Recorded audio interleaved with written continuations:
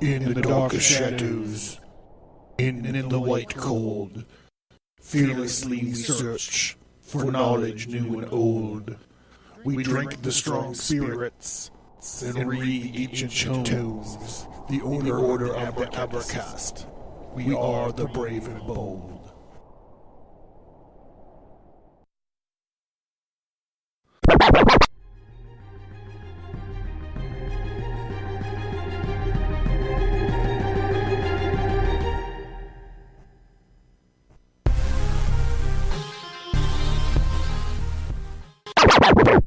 Vienna, 1683. Today is September 11th, 1683. The mighty army of the Ottoman Empire, led by the savage and radical terror troops of the Dar al-Harb, surround the walled city of Vienna and begin a siege to break the golden apple of Europe and kill, enslave, or convert all of its inhabitants. The valiant citizens stand against the tyrannical army with the steadfast leadership of Count Ernst Rudiger von Stromberg, the help of the ever-living rebel, Cyrus, the Dead Guy, and the hopes of the faraway King Jan Sobieski III and his army of flying hussars. The Vienna 1683 comic is available right now from Stigmata Studios at stigmatastudios.com and on indieplanet.us.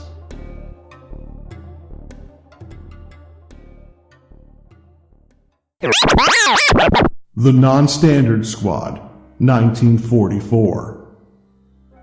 World War II. 3 weird American soldiers are on a search and rescue mission into the oldest and darkest regions of Europe.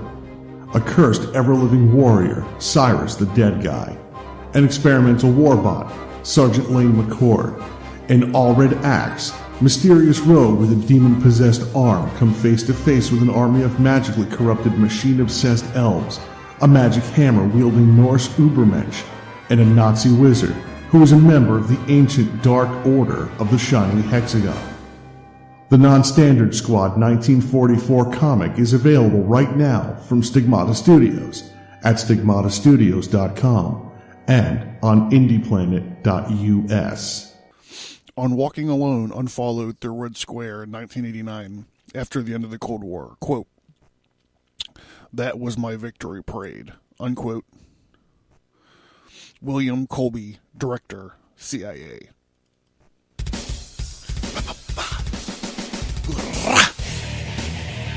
Pow.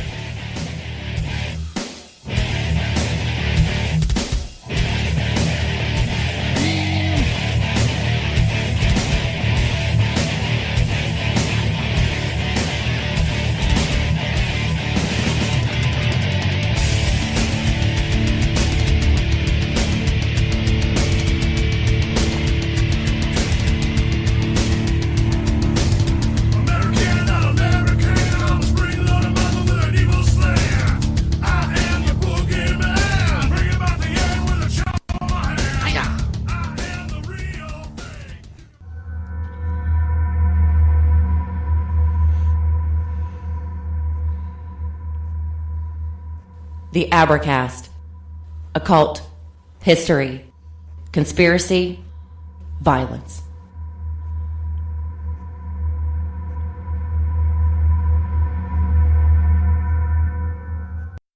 All right. Hey, everybody.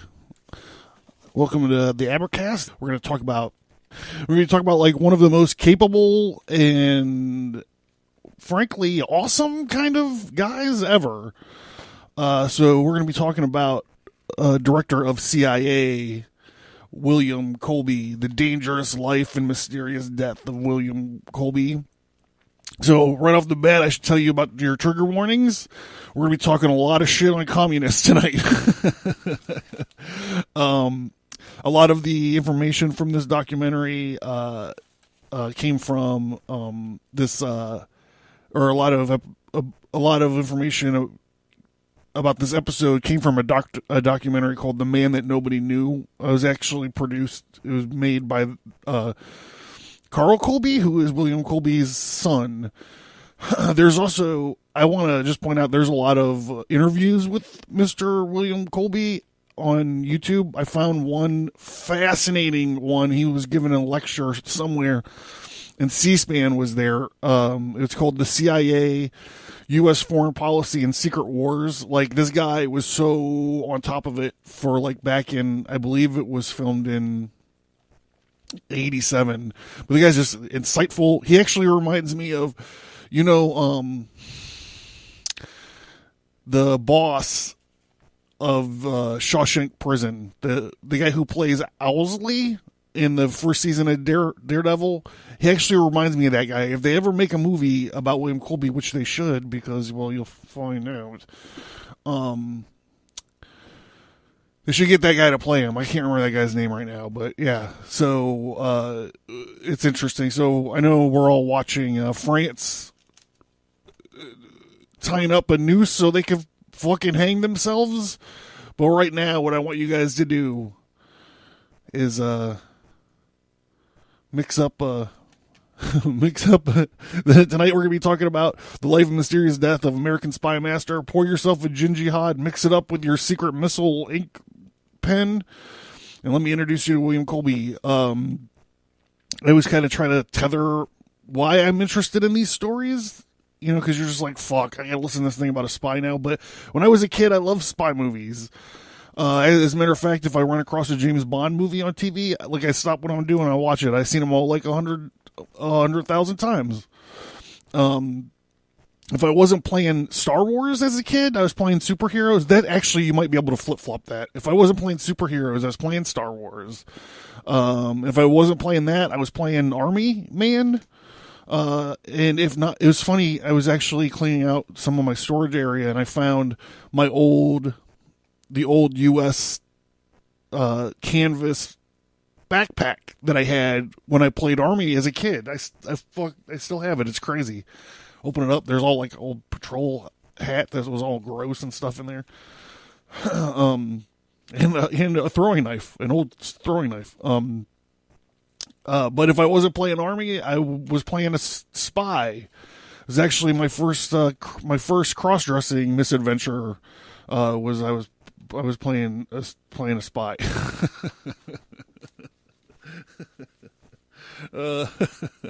My first and only, I should add.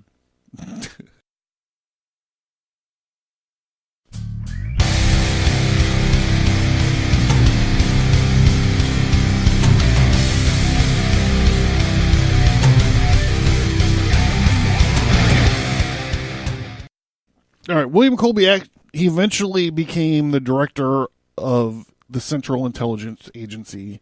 And when I talk about CIA, you will notice I do not say he was the director of the CIA. I will say only that he is the director of CIA. And this is new to me.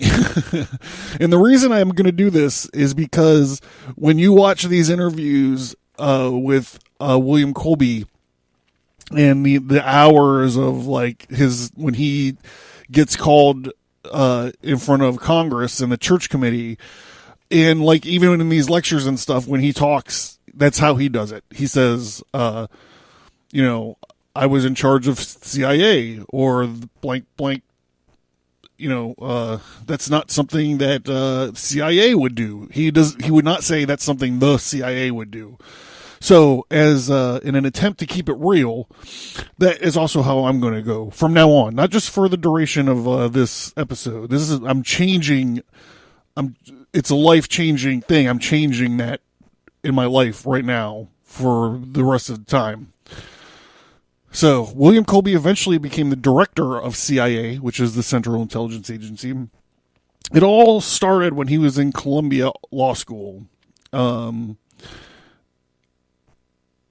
then Pearl Harbor happened. This kind of jump around the timeline a little bit. Pearl Harbor happened. And when Pearl Harbor happened, he volunteered. A lot of folks volunteered. The country wasn't like it is now. It was a lot different. I think that's kind of why we call that generation, like the World War II generation, like the greatest generation. Because nowadays, if like Pearl Harbor happened, a lot of people would just be like, Well, at least I didn't live there. But back then it was a slap in the face to our, to our culture. And we don't think like that anymore. Like, no one talks about the American culture. So, guys lined up around the block to volunteer, and he actually got in, I believe he was an officer of some capacity in like a mortar platoon or something. And he was like, "Now I want to be a paratrooper." So when he was in getting a physical or something done, he was like, "I want to be a paratrooper. My eyesight's not that good." And the doctor was like, "Son, your eyesight doesn't have to be that good. Like, you'll eventually hit the ground," or something like that. So he gets his wish. He actually gets to be an airborne paratrooper. And while he's still in his training phase, or his training evolution, a major from the OSS asked for volunteers for dangerous missions behind enemy lines. And this scratched his itch, boy. He volunteered for that. Now, what the OSS is it's the Office of Strategic Services. It's the forerunner of the CIA. So whenever you play like Medal of Honor and stuff, it's always like you're always playing like a OSS guy. Or think of like the Inglourious Bastards. Like they were army guys, but they were working for the OSS. They were doing fucking spy shit. It's funny because his first mission is a little bit like the Inglourious Bastards. I mean, they weren't like scalping Nazis, but we'll get to that in a little bit. But they trained a lot like combat engineers too. Like, they had heavy demo training because they were going across enemy lines to do espionage activities behind enemy lines. They were going to do propaganda and subversion techniques. So like in the intelligence world, they were like called the tip of the spear, like the Marines or in some cases, a combat engineer will say like they're the tip of the spear because they're out there, like the first to enter or the last to leave, this kind of shit, or like they're like. I was actually gonna do the Battle of 73 Easting this week, but another super popular podcast, the Jocko podcast, just did a thing on H.R. McMaster's book, and they talked about the Battle of 73 Easting. But in that battle, there was a forward tank squad that went into like the sandstorm, and they were literally the tip of the spear. They were the U.S. forces on the other side of the sandstorm, and they were like rolling right into an enemy tank reverse slope position, defensive position. They just were like rolled through, and the guys on the other side of it, they were like they were the whole of the U.S. military right then. There was no air support. There was nothing except for those guys on the other side of this sandstorm. And they started opening like fire, just boom, boom, boom, boom through the sandstorm. Man, woo! I just gave myself the fucking chills. All right, we'll get to 73 Easting soon, I promise. But if you want to go listen to the Jocko podcast, it was only a few weeks ago, and he's dealing with H.R. McMaster's book on this. Part of the book is based on the 73 Easting. H.R. McMaster's is now some kind of advisor to the current administration.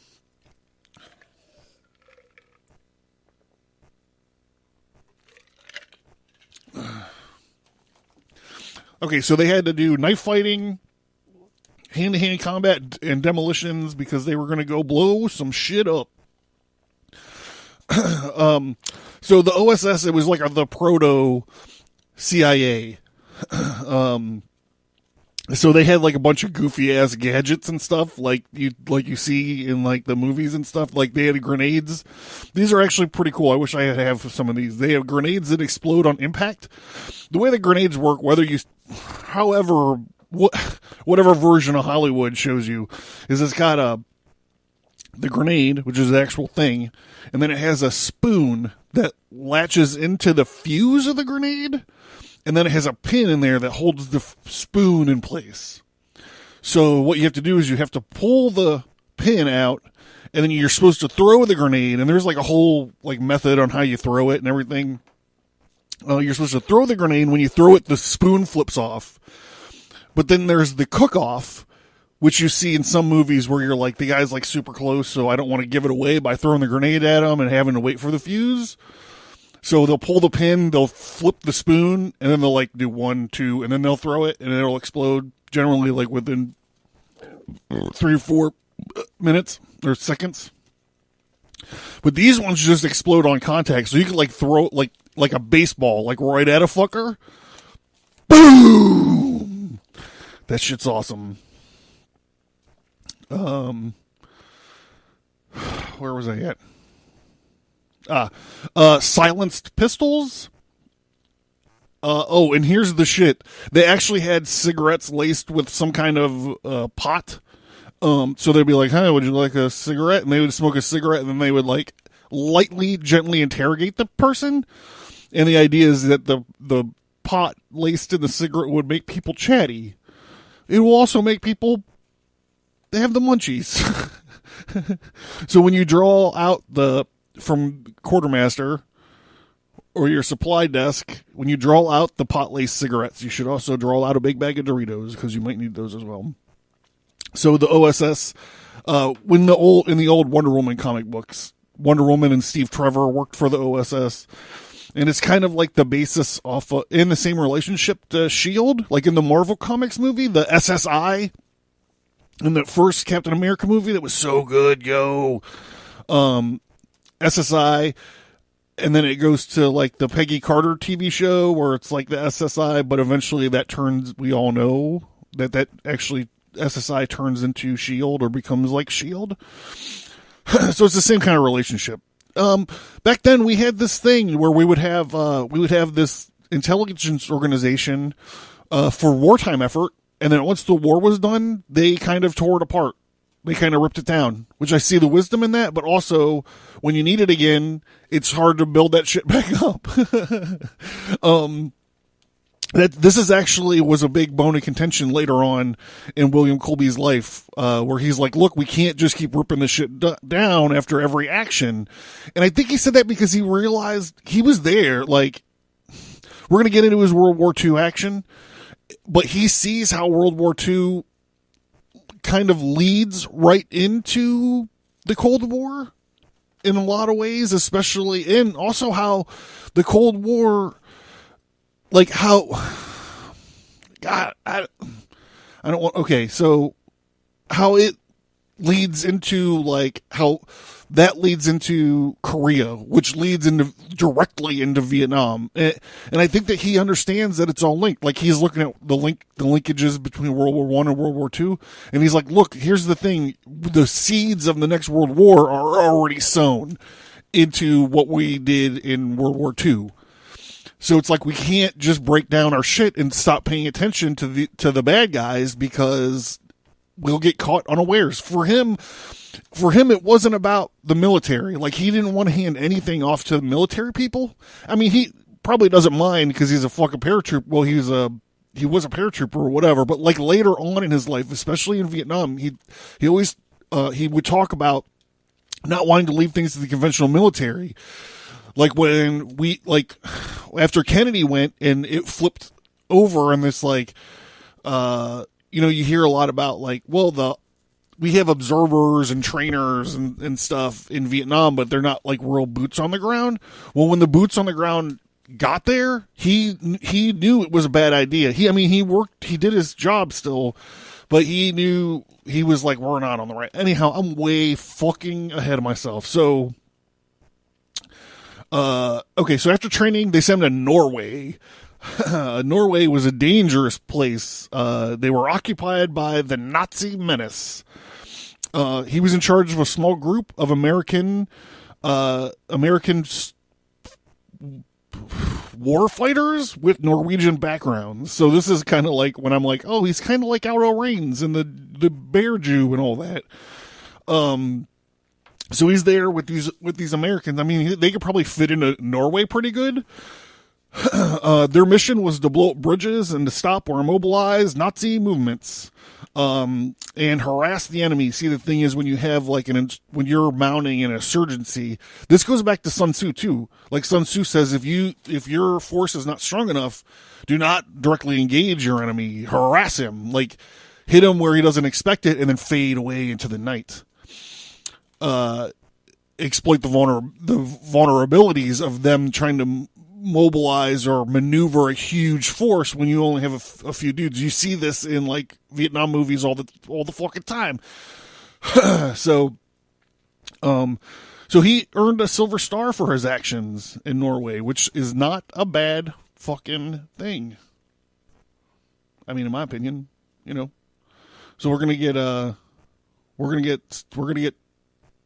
they call it spooky. We're gonna get spooky later right after this.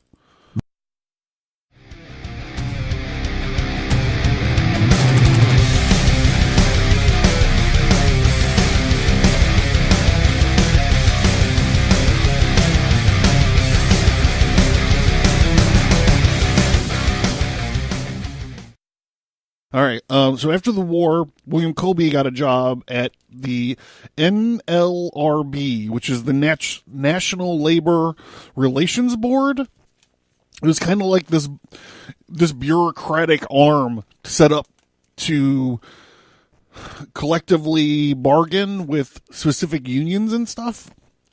A lot of people think that they were set up to like be union busters.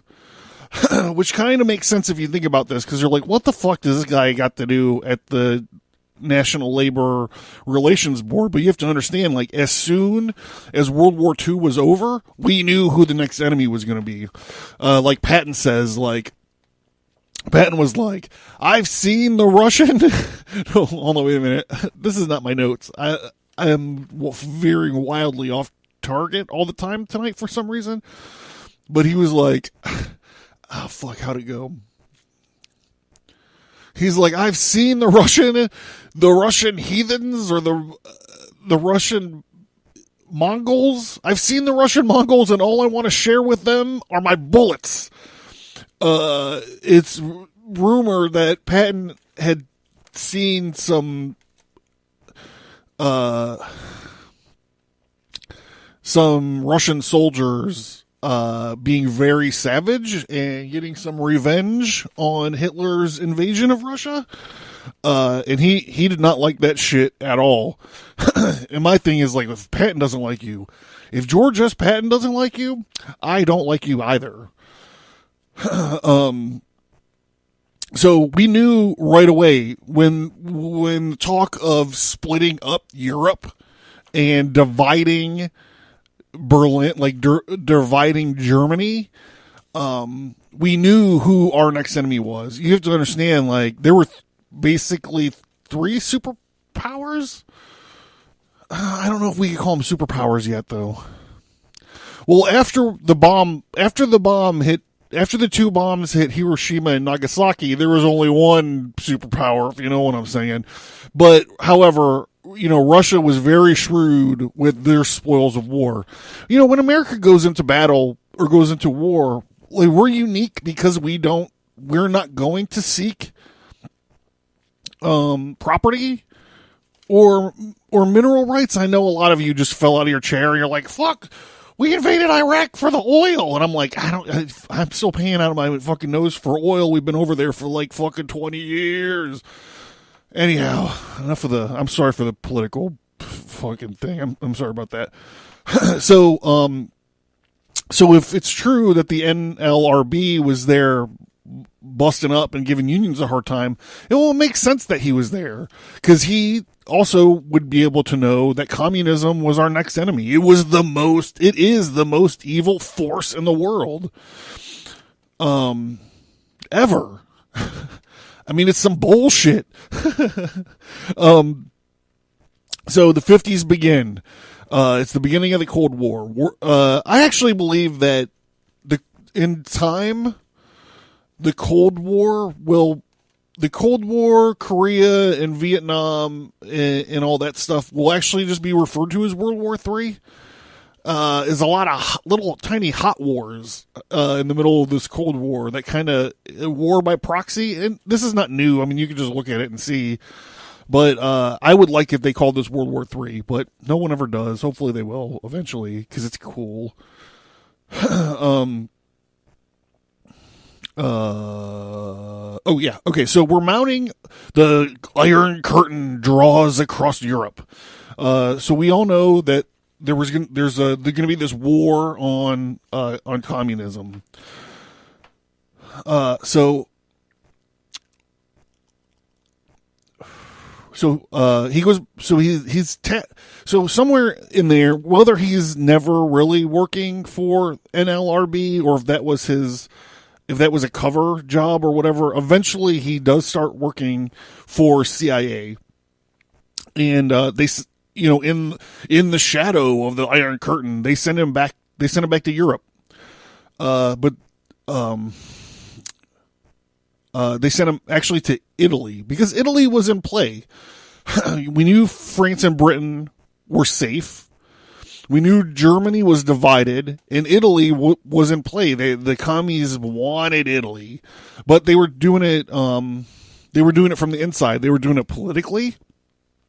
So the USSR, or as I like to call them, the commies, were working politically to take over Italy. The Communist Party was huge in Italy. They controlled most of northern Italy. They controlled the unions and some of the newspapers. So, this is exactly right. This is like their MO. If there was a entertainment business, if there was an entertainment economy in Italy, they would have worked to get that too. And I'm sure there was, and I'm sure they were working to get a hold of it. I mean, just look the fuck around you. Watch a fucking movie every now and again. You'll see what I'm talking about. Now it's the Chinese, or is it every movie, the Chinese are funding it. Do you guys notice that? I don't know what to think about it. But now it's now I have to understand Chinese culture to enjoy this movie. They got the Great Wall, where the retard Matt Damon is in it, fighting with a bunch of Chinese people on the Great Wall.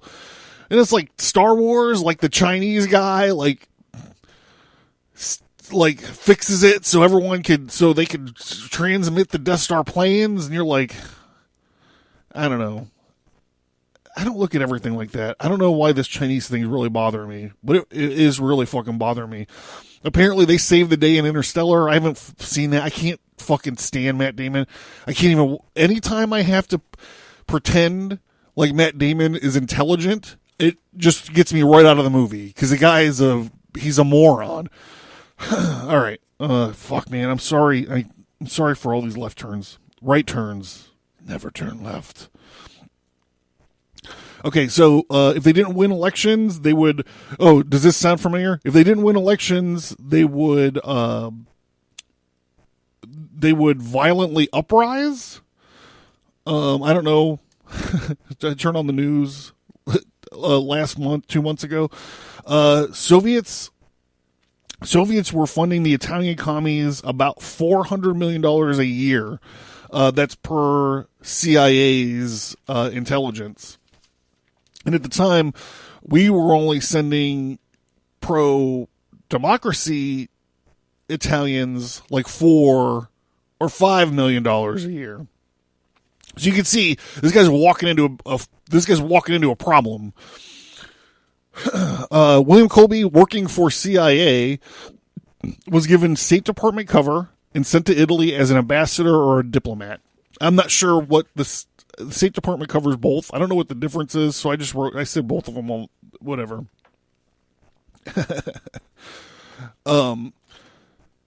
Okay, so it's gonna get a little bit muddy here. You know, when you watch movies and it's the CIA and the mob are mixed up and combined in some ways. I can never figure out where that comes from, because it couldn't happen. I don't think it could happen in America, because Bobby Kennedy was in charge of all that shit, and he was like going after the mafia. So I figure it had to take place somewhere else. And so like I look at this situation where they got William Colby in this power struggle in Italy for commies versus, democracy. And I think this is where it had to have been born. So like he plugs in to, the Cosa Nostra, the mob. And then he also heavily plugs into the church. The guy was a Catholic, all his life. And he later on, when we get into the church committee and stuff and, testifying, to Congress, he's always talking about like, or their people or whatever are talking about how that was his like confession. So he's always like a devout Catholic or whatever. So he's plugged into these two things. And both of these things are actually, up until super recently, anti-communist. We got this new guy, this fucking Jesuit Pope over there, who's like, he's spouting communist stuff all the time. It's totally brand new. Like fucking John Paul II is like fucking freaking out in whatever golden heavenly mansion he's living in. God rest his soul, Mother Mercy, whatever. I'm crossing myself talking about the Pope. So we are the Americans, CIA ultimately backs this political party called the Christian Democrat Party, and that's why he's like plugged into the thing. And also, like the mob guys are all religious when they want to be. We've all seen the fucking movies. You guys know what I'm talking about. Just trust me. Draw the line. Connect the dot. Eventually, the Christian Democrat Party won. Tiny commies had to leave or go underground. With the stable government, the economy of Italy straightened out, and freedom/liberty ruled the day. Italy saw a little golden age from the late 50s in the early 60s and stretched out for decades. El Fellini, you know what I'm saying? So that was the second kind of thing that he did. There was the thing in Norway, and then this thing. When he was there, when he was in Italy, his missions were to advise the Christian Democrat Party, organize events and rallies, advise on politics and propaganda. So you can see, like, he's shaping Italian culture to fit what they want as their outcome. And in this case, due to the intervention of CIA,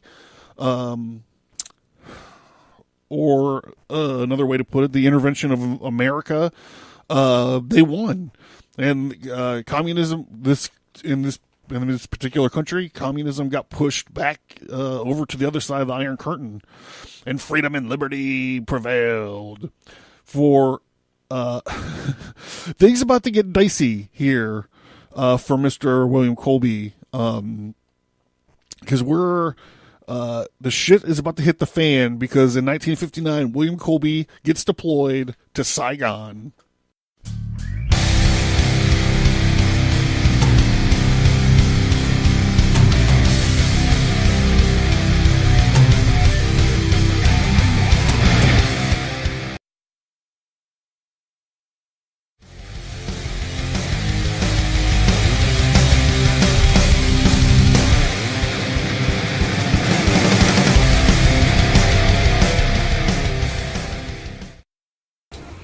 Hey, you know what my favorite Matt Damon movie is?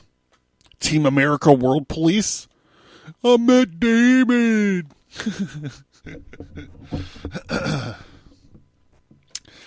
Oh, God, that quick jaunt up to the refrigerator takes it out of me sometimes.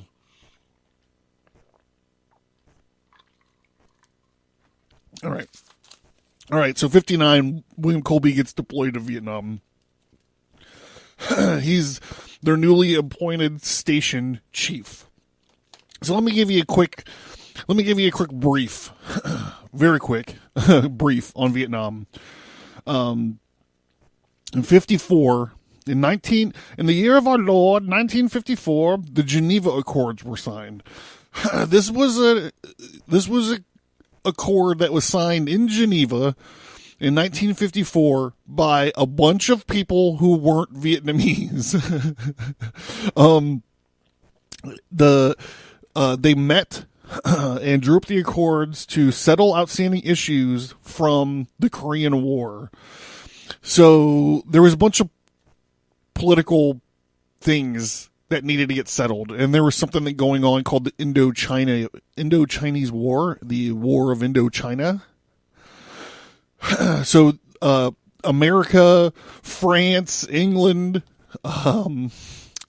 China got together, and they're like, yo, dog, this is what we're going to do, okay? We're going to split Vietnam in half, and the fucking commies can get the northern half, and everybody else can get the southern half.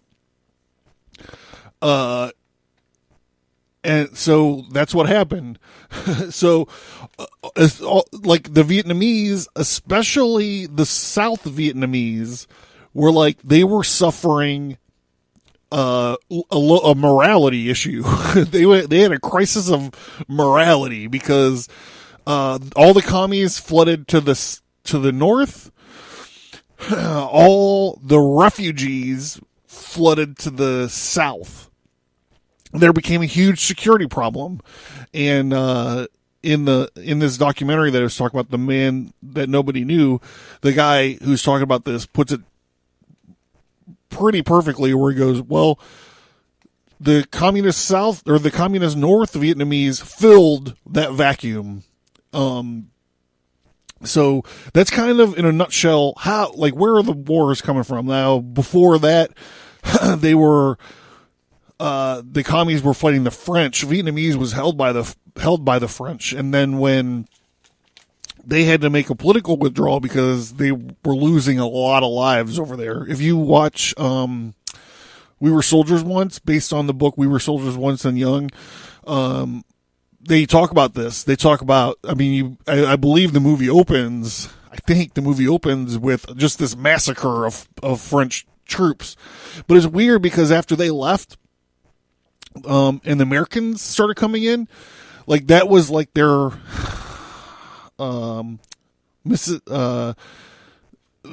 that's how they communicated with each other, through French. So the Vietnamese movers and shakers spoke French, and the American movers and shakers spoke French. So that was like their common language, which is really weird thinking about like Vietnam.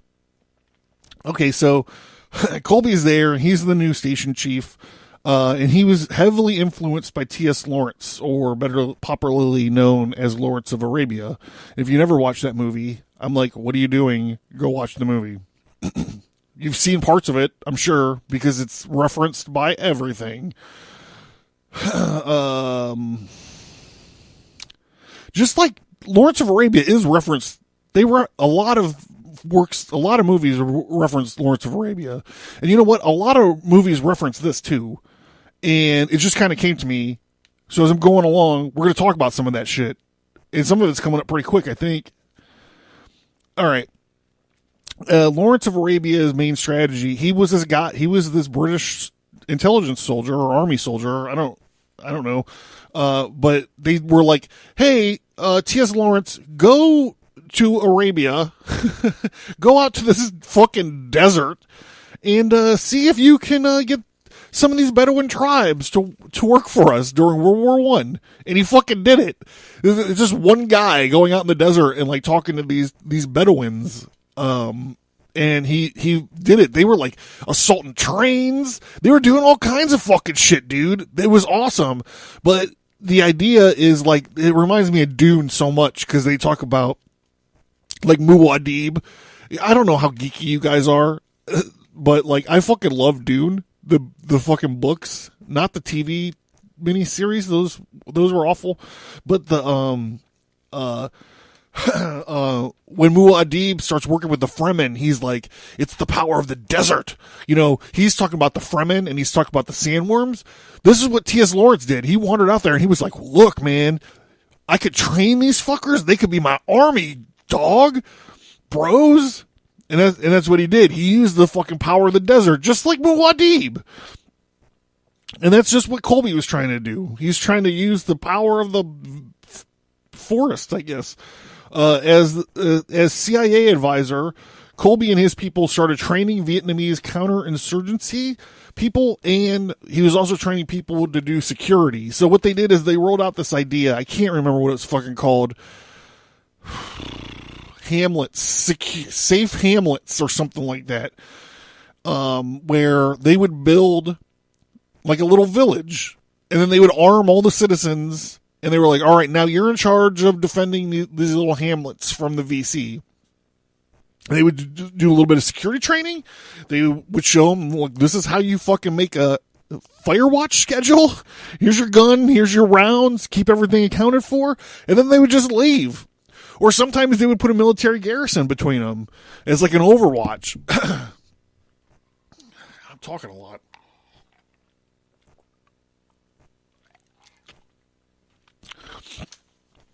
In 1962, Colby got promoted to the head of all Far East operations. After that, after he left, I can't remember what this guy's name was. I want to say it's like Forge, but like that's just because I read the X-Men. Ford, maybe? I don't know. They sent this jabroni ambassador in who didn't really respect the Vietnamese. And he started playing in this.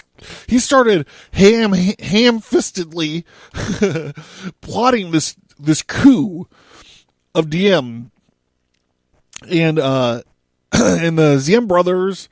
Both of the brothers were assassinated when this coup got initiated, and really, literally, Kennedy, John F. Kennedy, fucked this whole thing up.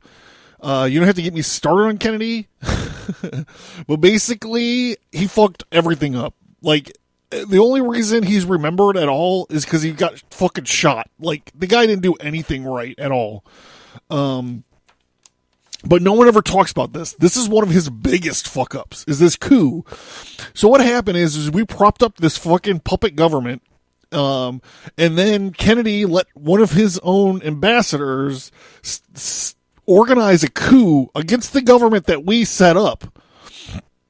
Now, granted, the government we set up was really fucking everything up. Like, you know that Rage Against the Machine cover where that guy's the fucking Buddhist is like, he caught himself on fire to fucking protest? He was actually protesting this puppet government we set up.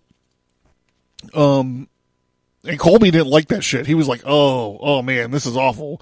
But so we set this puppet government up. The puppet government started persecuting Buddhist monks. And they started catching themselves on fire to protest that, which caught, I mean, you want to say it went viral, but that image was everywhere. I mean, the 90s, it was still on fucking album covers. Yeah, so that puts a little context on it for you. If you're like, why are Rage Against the Machine using this guy burning himself? Because it was this puppet government that we set up to run like our half of Vietnam.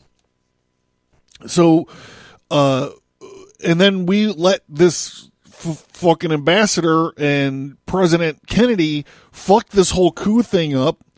So we robbed them of any kind of like government that could protect or lead them at all. So we set this shit up, then we killed the fucking guys. On top of that, Buddhists are burning themselves in the fucking street. I mean, it was bananas. So after the coup, Kennedy was killed in Dallas a few weeks later. That speaks to why, but the coup, this whole thing speaks to why Vietnam became our war. Like, we had to take care of it because we couldn't let it out that we fucking set this guy up and then wound up killing him and his brother. We actually had to take leadership and be like, okay, well, we're gonna do this, right? And it was a huge mistake. Like I said, Kennedy fucks everything up, and no one ever talks about this fuck up. There's actually tape of him going, I don't know. Maybe we should coup. Maybe we shouldn't coup. I don't know. But don't tell the ambassador or anything. Let him keep working on it. Like, that is some poor leadership problem, bro. All right. So, 68, Colby is back in country. And he's now amidst conventional war. There's soldiers and tanks and shit all around him. And Colby starts this thing called the Phoenix program. Now, that might sound familiar to you. It sure does to me, because in the original Lethal Weapon, Martin Riggs says, yeah, I was with the Phoenix project or something like that. And he's got a fucking tattoo about it. And he was like, yeah, I smoked a guy from like 300 yards away or whatever it was. I haven't watched the movie in a while. But he was like, yeah, man, like, I'm kind of a big fucking deal because I did this. So this is the thing that Martin Riggs is talking about, this Phoenix program. They took specific assets, and then they took a bunch of, they call them PRUs. And what they are they're flipped VC soldiers. So they take a bunch of prisoner soldiers, or they take soldiers that are like whatever from the VC, and they flip them. And they flip them by paying them a lot of fucking money, and then they train them, and then it's the spy versus spy fucking thing. They're like fucking double agents or something, and then they flip them because they're like, they already know the VC's like maneuvers and their tactics. So we train them in a whole new fucking special way. It's like Dune. They teach them the weirding way from the Lynch movie, and they're like, hands up! Boom! And they're like blowing fucking marbles apart and stuff. So they train these PRUs, and with that training and stuff, like, one thing you're sure of when you talk about William Colby, is that he's looking at his metrics. This guy is a nerd to the nth power. And they say that, for every one of their PRUs that's killed in action, they either kill, take prisoner, or flip 60 VC soldiers. That is a fucking combat multiplier, dude. One of these guys, if you drop one of these guys in your fucking house in the middle of the night, they will kill the whole block. Like, that's basically what that means. They will kill everyone you have ever known before you can kill him. I mean, you probably know more than 60 people. That might be a little bit of an overstatement. But just think about your block. How many people live on your fucking block? One guy is worth 60 people. That's fucking crazy. God, I'm running along. It's because I keep going off into talking about Dune and Matthew, whatever his face is.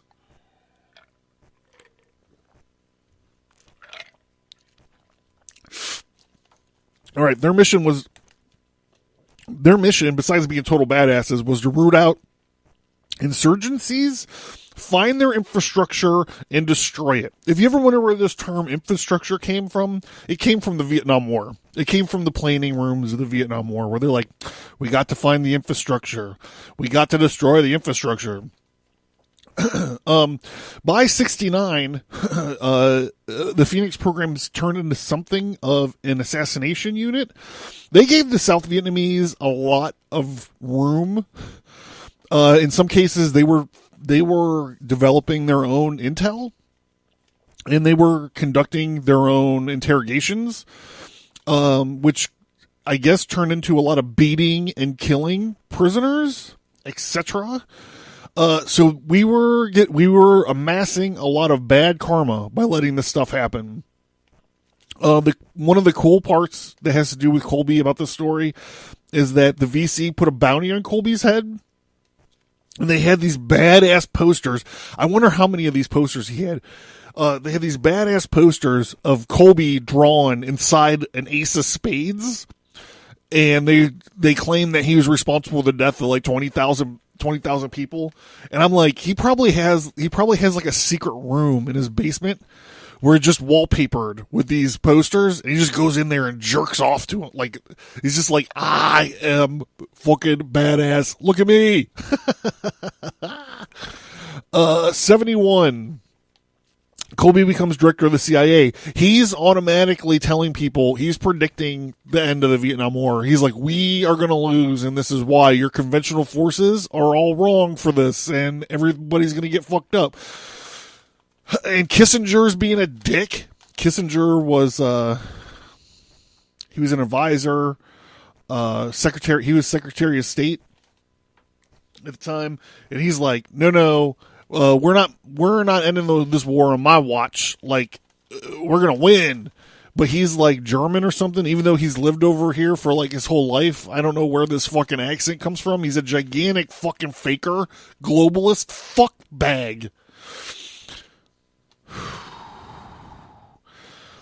Okay, so Colby winds up being right about the whole ending of the thing, and we weren't there to get our people out. Famously, it was a huge, gigantic fucking circus clusterfuck. Like, you get those, those memes or those like ideas in the movies of like the helicopters taking off from like the embassies in the government building, like packed full of people, because we weren't logistically fucking conscious enough to fucking save our own civilians that were there. So Watergate happens in 72, and everybody starts taking a look. There was some loose stuff about the plumbers of Watergate being CIA people. So there started to be like this loose talk about the CIA. We need to really look at the CIA. And when Colby became director of CIA, there's this thing called the Crown Jewels, he called it. It was basically like a binder, just of all the crazy shit that the CIA's done. Not that it was all done under his watch, because he was only director of the CIA for like 3 years, from 73 to 76, 70, what was it, 70, 72 to 76? I can't remember, but he was only director of the CIA for like 3 years. However it works out in the 70s. It was a crazy time. I don't really remember a whole lot about it. I wasn't born until 74.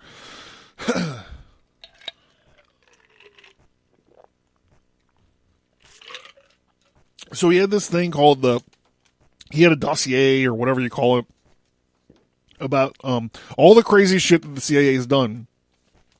And he was forthcoming. He took it to the president, and he was like, look, man, this is the crown jewels. This is all the crazy shit the CIA has ever done under my watch and otherwise. And they started looking at it, and it was like, I mean, there's some crazy shit on here, like the manufacturing of chemical weapons. There was Air America, which was like the subsidiary company of CIA that was running heroin out of Vietnam. Sometimes they were running heroin out of Vietnam in the coffins of dead soldiers. MK Ultra, which was a mind control experiment. I think assassination plots, and you're like, what assassination plots? What are we talking about? We tried to put a little mini landmine in one of Fidel Castro's cigarettes one time, or cigars one time. There was the coup in Vietnam that we already talked about. And the Phoenix program assassinated a lot of people. Domestic spying on American citizens. There was acid testing with LSD. Like, there was a ton of crazy shit in there. And like I said, not that he was the boss of it all when all that stuff happened, but when Congress and oversight committees start looking at CIA, he was the dude that was left without a chair when the fucking music stopped. One of the incidents that precipitated this was Glenn, president at the time, Glenn, and Henry Kissinger, like I said, with his fake fucking his fucking stupid fake accent, let it slip that the CIA had a hand in a bunch of foreign dignitary assassinations to a room full of reporters. Afterwards, the reporters went back to the newsroom and they're like, what should we do with this? And back then, all the press were like still cool, and they were like, it was a social lunch, like, the president misspoke. Like, we'll just pretend you didn't hear any of that. Well, you can understand what happens. Like, that might have been the editorial decision. But there were still some guys that fucking reported that shit. Colby winds up testifying 32 times in 1 year in front of Congress and the church committee, in the wake of Watergate. So you might think like, well, Colby's like this master spy. Like he could just like lie. He's like a lawyer too, so he could like fib it up or whatever. But the problem is you don't understand is that he knows the depth and the craziness of all this stuff. Imagine getting called in front of Congress to explain MK Ultra to somebody. So what he does is he starts disclosing. He starts disclosing a lot. He's sort of ushering in this era of transparency that you think is happening today. His aides and his bosses and his peers are all telling him to, hey, maybe you want to shut your mouth a little bit. Like, you're going a little crazy. Like, if you want to confess, just go to church and confess. Like, you know, you're being a little bit too forthcoming. But it seems like William Colby, he understands. Like, this is the right move for him because he understands if he holds something back, and they find out or whatever, they're going to destroy CIA. And he's like, we can't destroy CIA. It's gotta live. So we kind of have to put it out in the sunlight and take the disinfectant, part of it. But he is kind of combative with some of them. Sometimes it's really funny. He's got some really funny exchanges on some of those videos on YouTube. And then and this is the kind of stuff like when you watch, it's so funny when you watch Above the Law, which is like an awful movie, but it's so fun because it brings back all this nostalgia from like the late 80s and wanting to break people's arms and stuff. They talk a lot about this. This is actually kind of a story in some ways. It is a story of William Colby. You know, I mean, they have this big stupid part about him getting out of the CIA and becoming a cop in Chicago and beating up a lot of people. But at the end, he's like, look, I'm ready to talk. I'm ready to tell you all the secrets. And then even also like in 2015, this movie that was funded by the Chinese communists, by the way, Mission Impossible, Rogue Nation. There's a character, another actor that really fucking grinds my gears is Alec Baldwin. Cause I'm like, you called your daughter a pig like 10 years ago and you promised you'd quit acting, but you fucking are still everywhere. Look.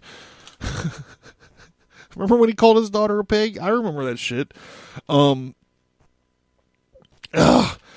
Shadow was so much better than Batman Begins. But he's in there and he's talking and he's like, look, it's the age of transparency. Like, and they have like a board set up where he, as the director of CIA, he is prosecuting the middleman for the Impossible Mission Force. And they talk about like, it's antiquated. It's a dinosaur from the Cold War. And like, it's, you know, it's some bullshit. And they're like, they're secretive. And this reminds me of like, even Never Say Never Again. They're like, he's a dinosaur from the Cold War. They're talking about old Sean Connery. This is the remake of Thunderball. And they're like, he's a dinosaur from the Cold War. And that gets thrown around a lot, actually, now that I think about it. Pierce Brosnan, they said that about Pierce Brosnan when he was getting his psych eval done, when he was racing the hot chick. I can't remember which one that was. Roger Moore was always my guy. Not my guy. You know what I'm saying. He's my James Bond. You know.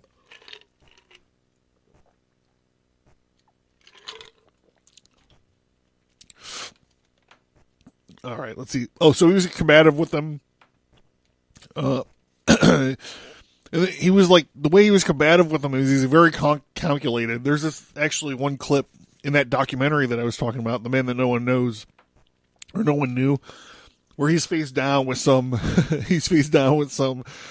senator or something, and they're like, "How come you can't release this letter or whatever?" And he was like, "Well, because it's got agents' names on it, and I don't want to. I have to keep that a secret." And the senator's like, "So what you're saying is that you don't trust Congress with the name of the secret agent?" And you're like, "No, no, I don't." But he says it a lot better. He does it a lot better. So William Colby retires.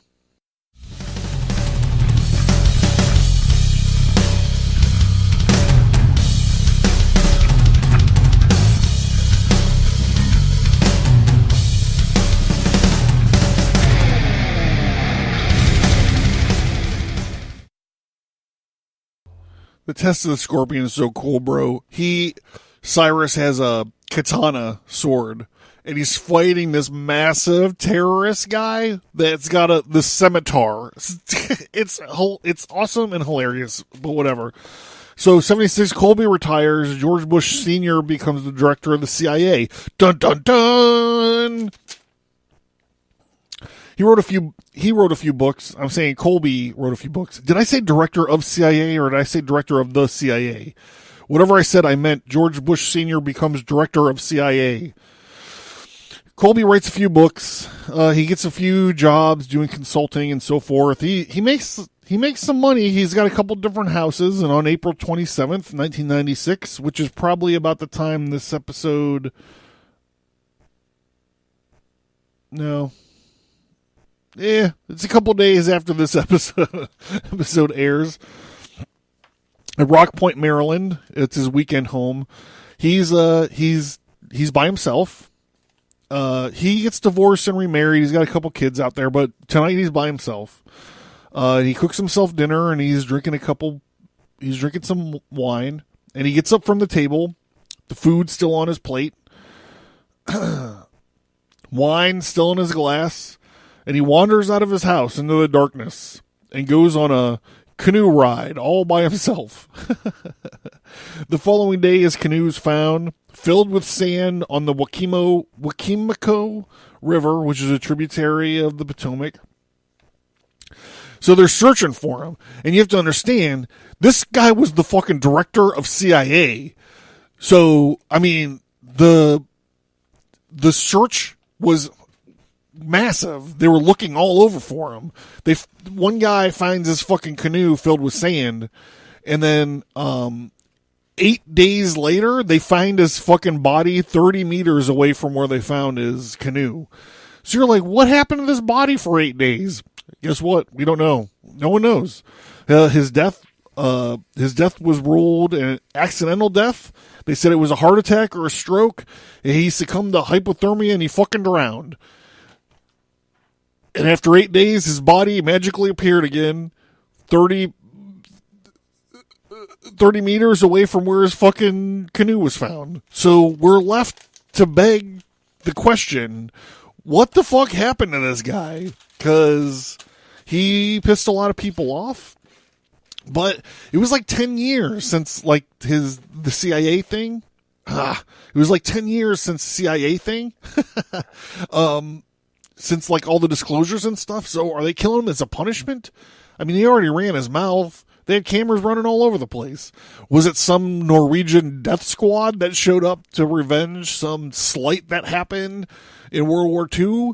Was it one of his PRUs or a squad of his PRUs that showed up to do some wet work for hanging them out to dry? I don't know. Was it like a Navy SEAL death squad? I mean, some of them are based out of the East Coast there. I mean, there's just your mind can run a million different ways with this story, and it's fascinating every single way it goes. But with that being said, we are a little bit long. I would like to say thank you for listening, and if you don't want to watch the documentary, The Man That No One Knew, at least go and listen to one of this guy's lectures. The one on the one on C-SPAN that I mentioned was fantastic. Like half of it is a lecture and then half of it is question and answer. And you can't understand how far ahead of his time this guy was. In 89, he was already talking about, we have to understand why Muslims act like they do and not just look at the news footage of them running around in the streets. Like he fucking says that. Like he's competent. He's the most competent guy. Like this guy is like, there's not even like a fictional character to like, he's like part the comedian, part, I guess, James Bond. I don't know, but, the guy knew what he was doing, and he had total conviction and total commitment. Like, more people should know about, former director CIA William Colby, and I hope you guys join me in taking the out of the discussion of CIA and just call it CIA. I'm John Towers. I'm signing off. Check out stigmatastudios.com. I don't have any spy comics out there, but I do have a lot of fun stuff. That's a great way to support the show. I'm not gonna fucking sit here and sell you underpants and like sheets and like Blue Apron shits. Like that doesn't have anything to do with what I'm talking about. What I'm talking about is wild stories with interesting people, quirky, interesting people, and stuff. So that's where I am. That's why I'm like, just pick up a comic book or two, bro. Go to the Abercast page on Facebook. Find me on Facebook, Stigmata Studios. Find me on Twitter, Stigmata Studios, and find me on Instagram at Stigmata Studios. Sign up for my newsletter if you want. The link is in the notes. I haven't really done anything with it for a while because I'm so fucking busy. And I burnt the shit out of my hand. Like I got a fucking 2nd-degree burn all over my arm. I look like fucking, what's the guy's name? Not Voldemort. The other one. Scorched your other hand off. Not Gandalf. Whatever. Alright guys. Thanks for listening.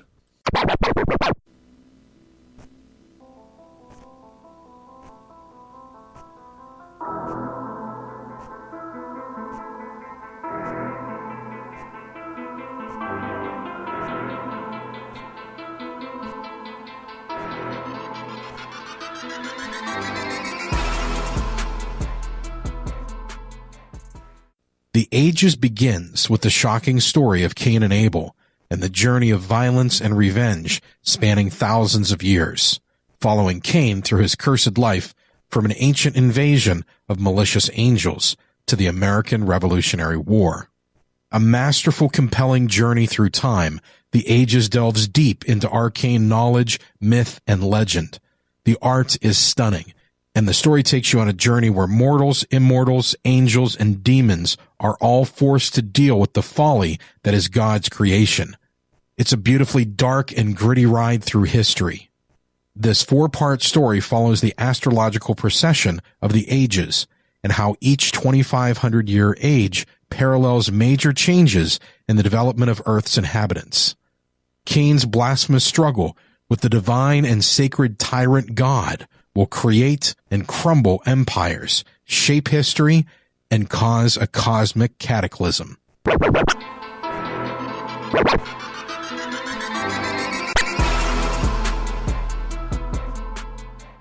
Hey, yeah. I'm like, what? That's what I'm like.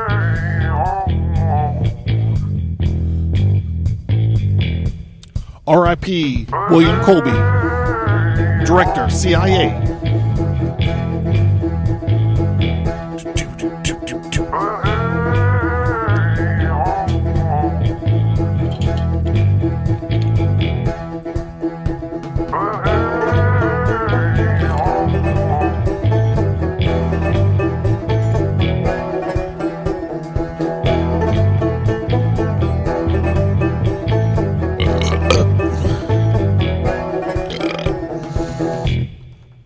Sorry for all the Matt Damon stuff.